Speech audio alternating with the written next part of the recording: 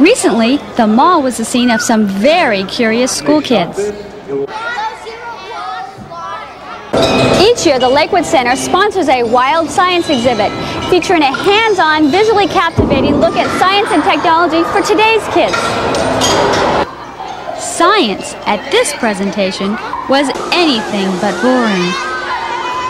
Kids of all ages were captivated by the displays and enjoyed the unique presentation. I'm just going to mix them together and we're going to see what we get now.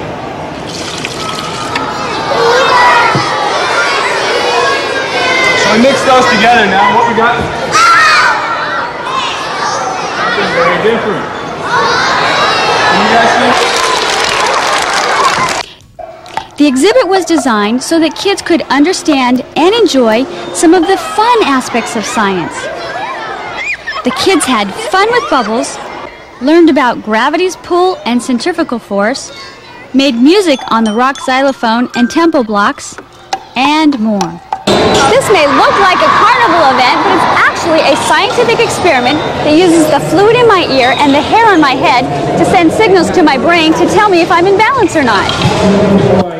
The Wild Science exhibit was conceived by Pam and Rob Schultz. Pam, when I was a child, science was just test tubes and Bunsen burners. It was pretty boring. How did you guys come up with this idea of the hands-on experience for children? Well, my husband was a science teacher for 8 years, and he wanted to bring science to kids that didn't go to museums. Their parents couldn't afford it, so he thought of doing county and state fairs. He started doing actually stage shows, and he made them fun. He wanted it to be exciting, and then he thought, well, you know, there's space in the malls, let's build exhibits, and he wanted the kids to either visually get excited about it or get their hands messy. I think it's fun and games, but I think they're learning. I think they'll go home and tell the folks about this, and our goal is not so much to teach the kids, but to get them excited about science. The Lakewood Mall is very education oriented, and they want to offer free field trips to the kids so they can come and learn. The kids described their favorite displays. Okay, this obstacle thing is about a ball that goes down metal parts and it hits different things like a bell, and it pops up off of a little thing that pops it up, and it goes down, and then there's a chain, like a bicycle chain, that brings it up, and it does it all over again.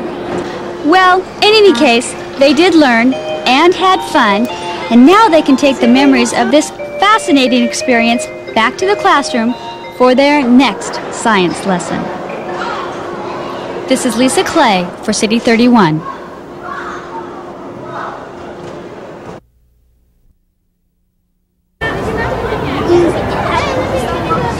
Lakewood Center recently played host to some unusual guests.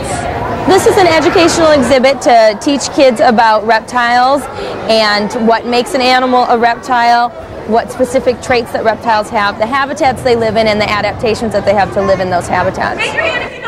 The presentation is designed to give kids a positive experience with animals, make it fun, tell stories, use comedy to make reptiles less scary and more interesting.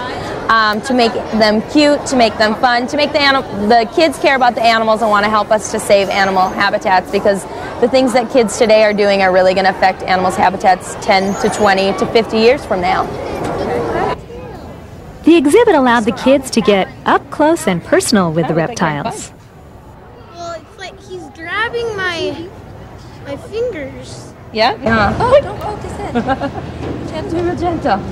There you go. Look at that. The presentation also included a little audience participation. I need somebody to help me. Now, you guys, George does something. He likes to all day hang out in the desert, be nice and warm, and sit on top of a great big rock. That's how he spends his time, on top of a great big rock, right like that. All right, you guys.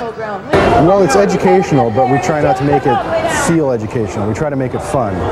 And it's really successful. The kids are just naturally inquisitive and naturally like to have fun, so it works out really well. And the kids really enjoy the albino python we have. We have a 9-foot python, 35-pound python. We'll get about 5 kids side by side with their arms out holding the python, and they really enjoy that. Holding and touching the reptiles was not as scary as they expected it to be. The kids are definitely curious. You know, you would think that some would be afraid of some of the lizards and stuff with some of the stigmas, but presented to them as it is, they love them. They just like to interact. They want to touch. They want to get close.